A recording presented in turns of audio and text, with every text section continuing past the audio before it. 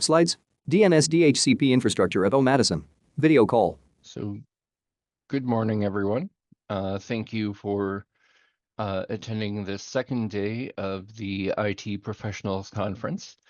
And this session is the DNS and DHCP infrastructure at UW-Madison by Tim Sherwanka. There will be time for questions at the end. Feel free to drop them in the chat as they come to you, and we'll keep track of them or hold them to the end. Either way, up to you. Tim is a network engineer with the UW Division of Information Technology. With over 25 years at the university, he has served in a variety of roles, from system administrator to network engineer, and maintains a deep fascination with infrastructure in all its forms. Outside of work, Tim enjoys tinkering with electronics and building projects in his woodworking shop. And with that, I'll go ahead and hand it over to you, Tim. Okay, thank you very much for the introduction, Dave. Thank you, Shay, for helping with the other technical stuff this morning. And thank you to everybody who's attending. Today, I'll be presenting a high-level overview of the DNS and DHCP services here at the UW campus with a little focus on how they're architected. In doing so, I hope to share with you some considerations for resilience and operational simplicity that we have in mind. As Dave mentioned, I'm Tim Sherwanka. I'm a network engineer here in DeWitt Network Services. Specifically, I am in the wide area network group. There are quite a few of us in network services who have active roles in supporting services like these, but generally, I guess I would be considered the subject matter expert for the services as provided by Infoblox. We'll get to that in a little bit. I know I've worked with a lot of folks, and it's fun to see the names populating in the list here on campus for specific DNS and DHCP issues. And I really do enjoy working with all of the people in the different departments to see what they do and how things are done, and to sort of, get towards the mission of the UW and get things done. Generally, if it's a migration or any sort of Infoblox request like that or anything out of the ordinary, it's going to come to me. So some of the topics that I cover today will be new. Some of them will be complete review for a lot of you, but I hope you come away with a few new things. I'm happy to take questions at the end, or if I see something, say something completely egregious in the middle, please stop me and we'll take care of it. Slide. To ensure that we're all on the same page, DNS, Domain Name System. It's the service that translates names from like wisc.edu into an IPv4 address like 144.92.9.70. It's easier for a computer to do that than people to remember it, obviously. DNS you can think of as a very globally distributed, highly available database of sorts, but with a lot of replication and a lot of delegation involved with that. DHCP, Dynamic Host Configuration Protocol. It's a way that your device can get an IP address starting with nothing to be on the network. In many instances, things like your phone and your laptop will sit on the network, send out a broadcast, a DHCP discover out into the local network segment. But the interesting thing is at that point, your host does not have an IP address that can be routed. So we often talk about the DHCP helpers needing to be set on the routers or the Palo Altos.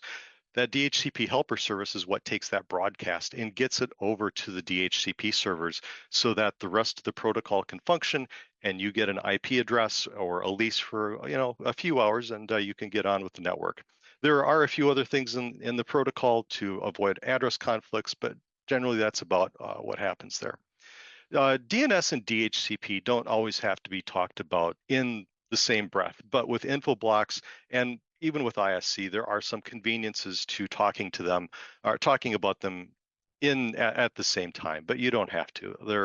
There's this construct in Infoblox called a host address, which sort of has a single pane that ties everything together with regard to that.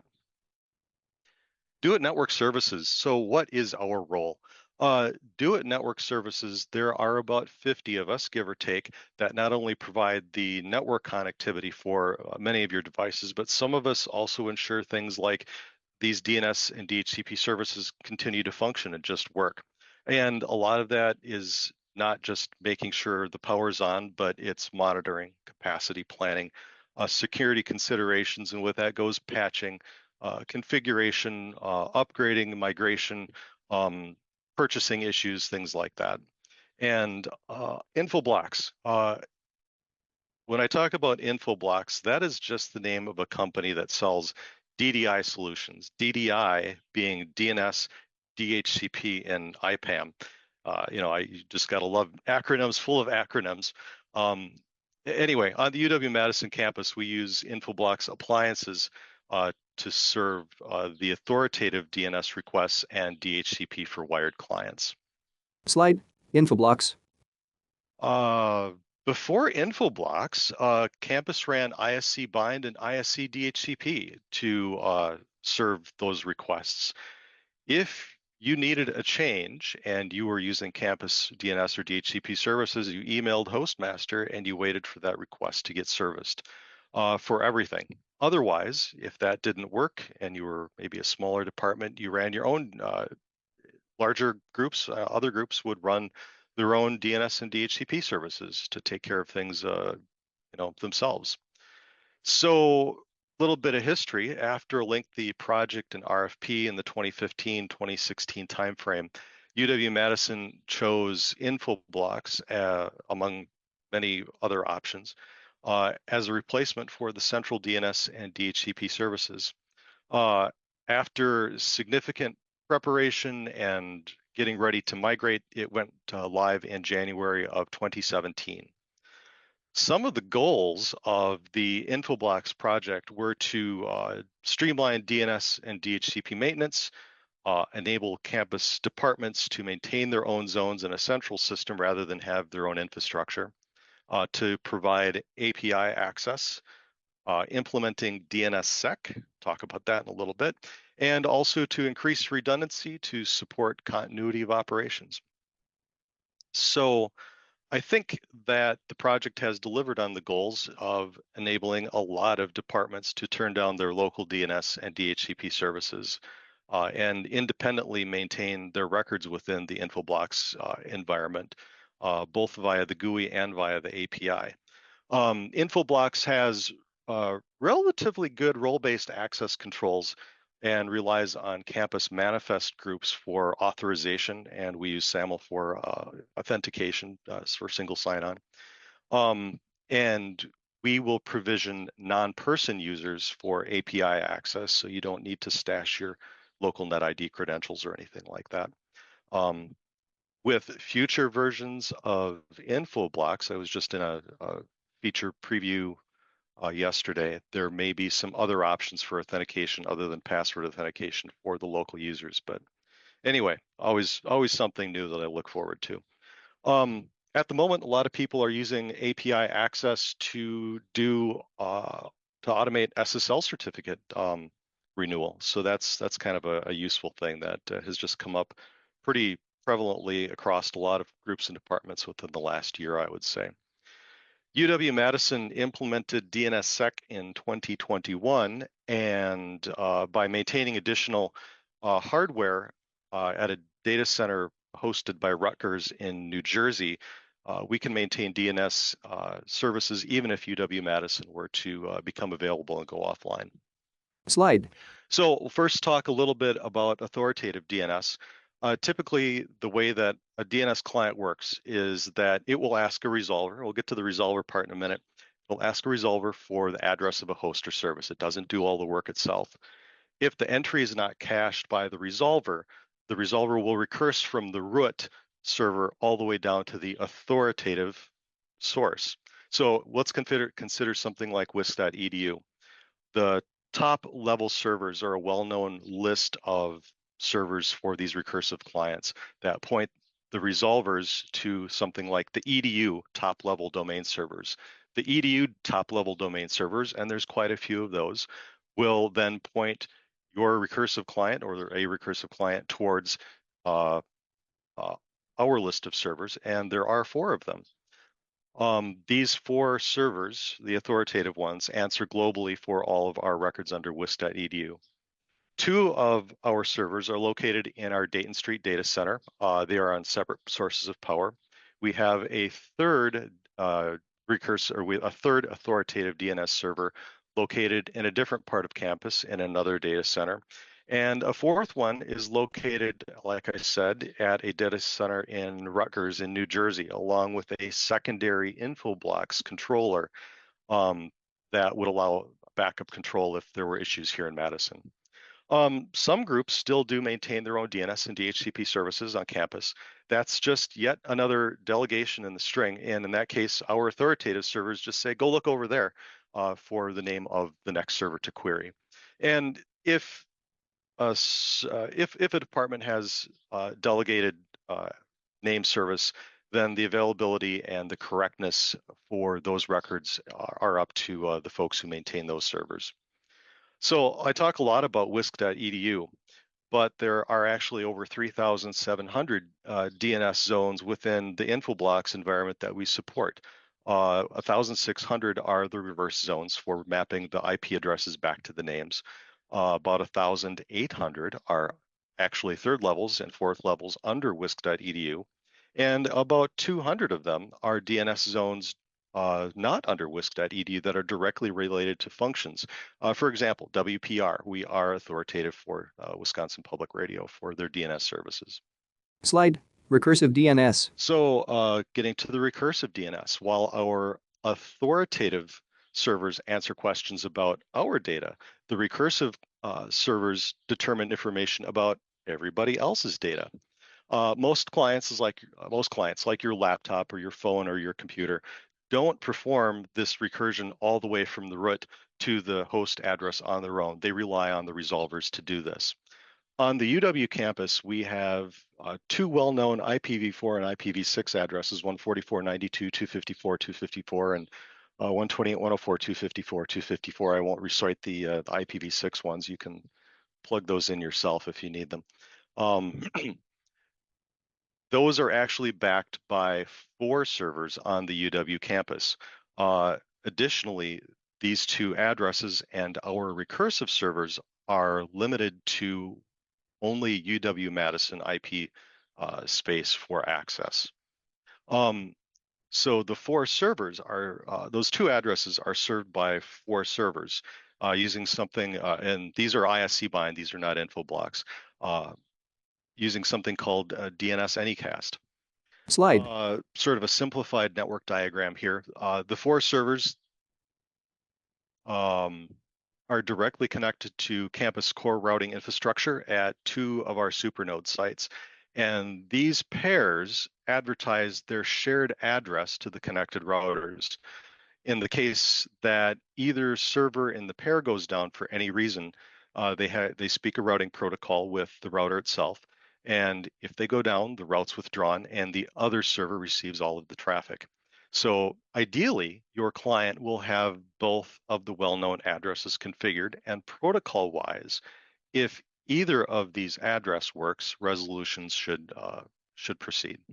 Slide. DHCP. 2-line graphs. Speaking a little bit about DHCP, there are 2 Infoblox DHCP servers located in separate data centers on the UW campus.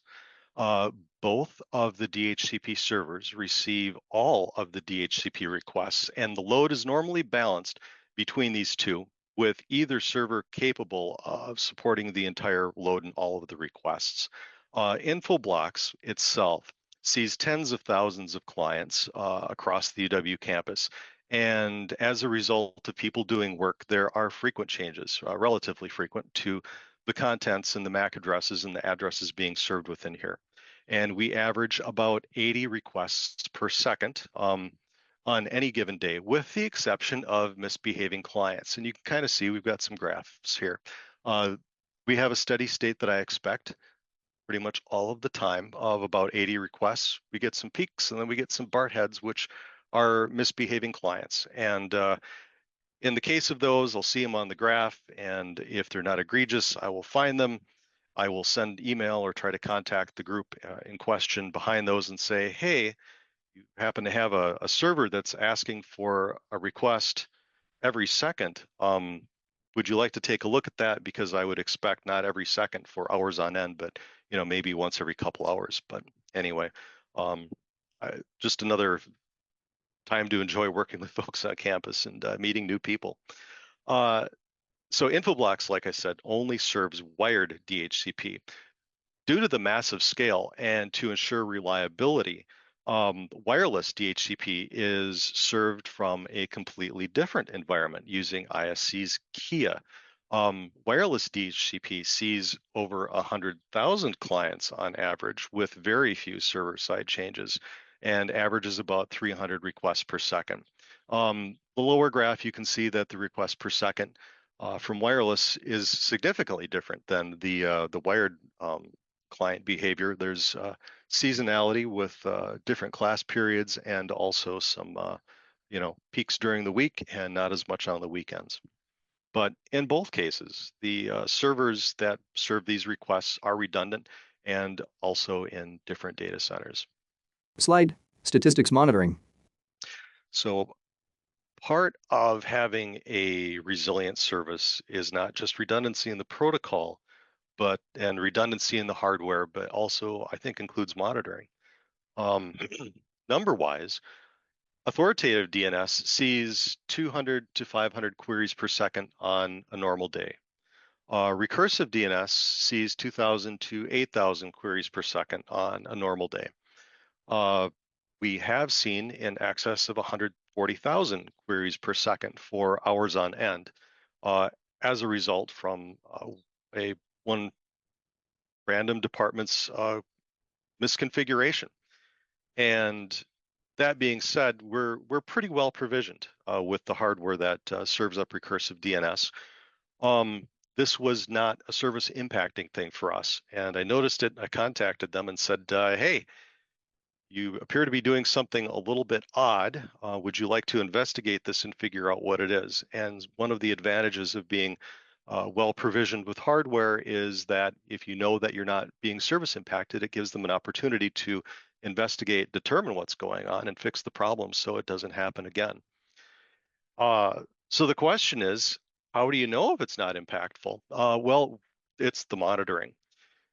In network services, generally speaking, if a server or a service or a router or a device on the network has a protocol or a statistic exposed that we can monitor, we will do so.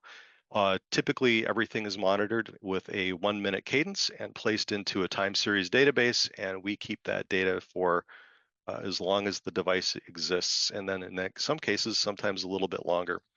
Of those metrics that we monitor, we have thresholds on some of the important ones that will place alerts in front of the NOC operators to alert us for things that might be going wrong, and some other lower level things that are just a little bit less interesting that will email us in daily reports to take a look at. And you've seen some of the graphs that I just I'll take a look at and say, maybe I should ask these people what's going on. In addition to that level of monitoring, the recursive servers also do their own internal testing.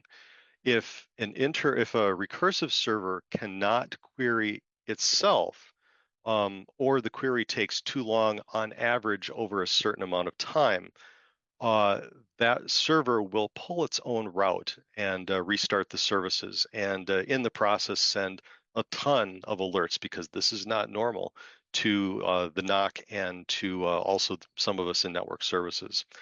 Because as I said, it's okay for a DNS server to not answer at all. It is not a good thing for a DNS server to accept a request and not reply back with anything. Slide, what could go wrong? So I think everybody has seen the internet meme that ends with "it was DNS." That being said, sometimes it is, but we do strive for redundant and resilient services, but sometimes things do happen. To some extent, the resiliency of the protocols and the redundancy help out a lot. But when there's a problem, how do we go about solving it, and then what? So these are a couple of things that we've experienced over the last several years that have been notable, and a few things about what I've learned and what we've done a little bit differently. So DNSSEC, talked about that a little bit earlier. It's DNS security extensions. DNSSEC is not encryption, but rather DNSSEC is a signature on the record that you ask for, produced by the server to indicate that what you asked for is actually the record that was intended by the authoritative server to prevent any man-in-the-middle modification of these records. On the other hand, it also provides proof of non-existence. If you ask for a record that does not exist, it will prove that that record does not exist.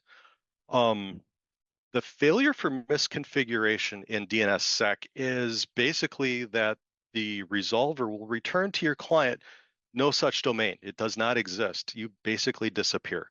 DNSSEC is at this point not super prevalent on the internet because I think in part DNSSEC configurations can be a little bit tricky and the consequences for screwing up are relatively severe. That being said, we went ahead and implemented DNSSEC in 2021 for WIS.edu. At that time, the University of Michigan was a DNS secondary for us, providing the equivalent service of what we now have as ADNS4. They were the fourth site. Upon implementation, we found out pretty quickly that their server did not support the NSEC and RSIG records that were required for DNSSEC to work. As a result, approximately 25% of the queries for WIS.edu resulted in, no such domain, you don't exist. That's problematic. So as always, with these sort of, big changes, always have a rollback plan. And once you have a rollback plan, I like to have metrics for at what point you're going to actually go ahead and execute that rollback plan. There's a little bit of debugging that, you might take advantage of during that, but at a certain point, you have to go back. So in the instance where DNSSEC did not work for us, we did roll back. We reevaluated what had happened based upon debugging information that we had during the time, and ended up deploying hardware, our own authoritative DNS hardware, out to Rutgers to resolve the issue. ADNS4 went offline. So about a year ago, ADNS4 went offline for several weeks.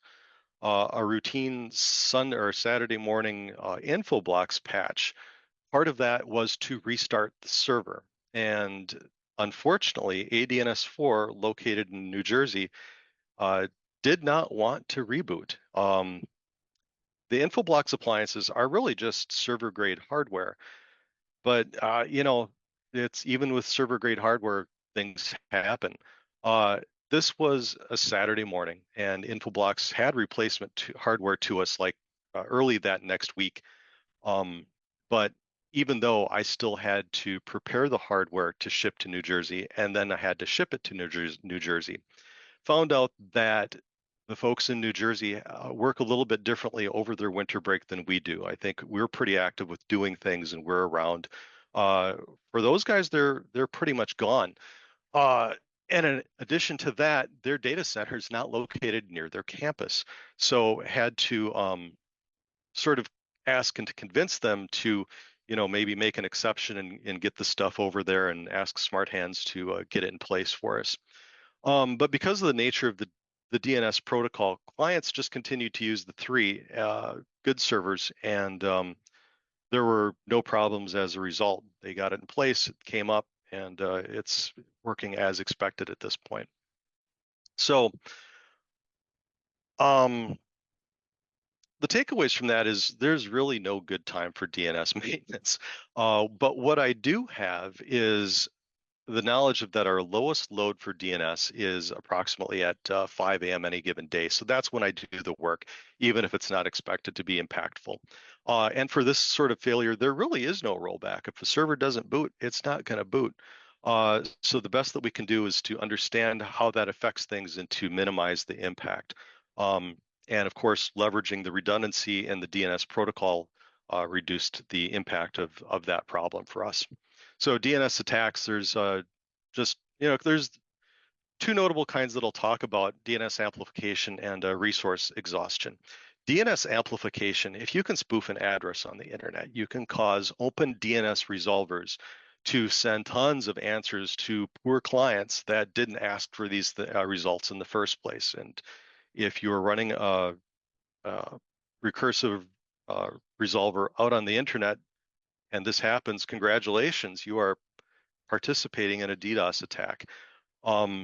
It's one of the reasons why our resolvers are not open beyond the UW address space.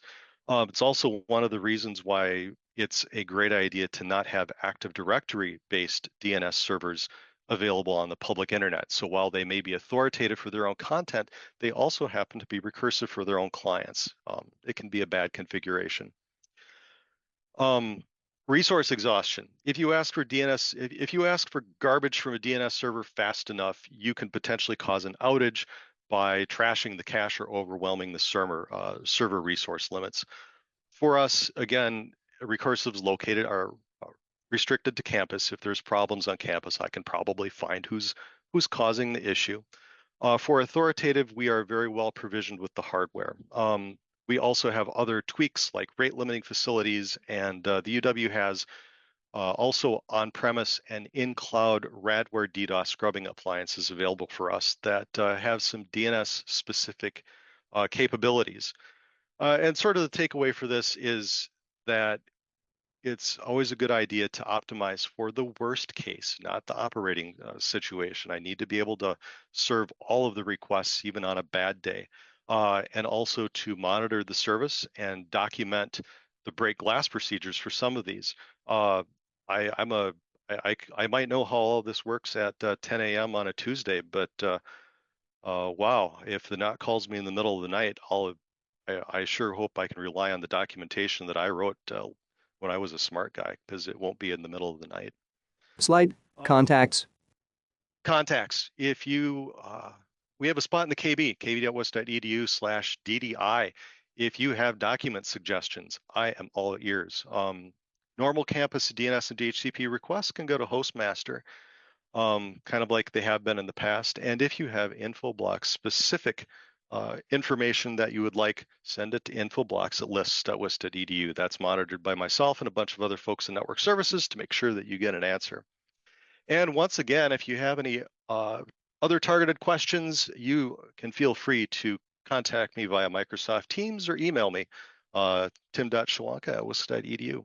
So with that, that is the end of my presentation, and I would be happy to entertain any questions. Thank you, Tim. We've seen a couple questions in chat. The first one is, do you analyze DMARC records? And curious to hear about your tooling and processes around that. I do not analyze DMARC records. DMARC records, while they are in DNS, are more, in my opinion, a function of things that should be reviewed by the mail team for correctness and potentially security. We don't dictate what the contents of those records should be. And as far as what we, let's see, yes. So if you like to remember IPv6 addresses, there they are. And what do we use for monitoring? We have a homegrown system called, one of our other network, one of my colleagues wrote, called FIDO, that does a tremendous amount of SNMP polling. We also have other custom pollers that will produce metrics from various things and put them in time series databases. As we have been doing monitoring for a long time, we are using RRD, which I think was available well beyond things like Prometheus and these other, current time series databases, but we, in some cases, have well over 10 to 15 years of data on long-running services, so we continue to use it.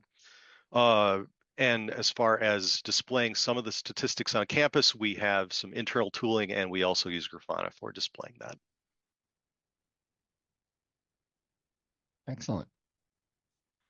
I would love to just ask you a bunch of questions all day. I've asked you a bunch of questions through email before, and you've definitely helped me with some infoblox stuff.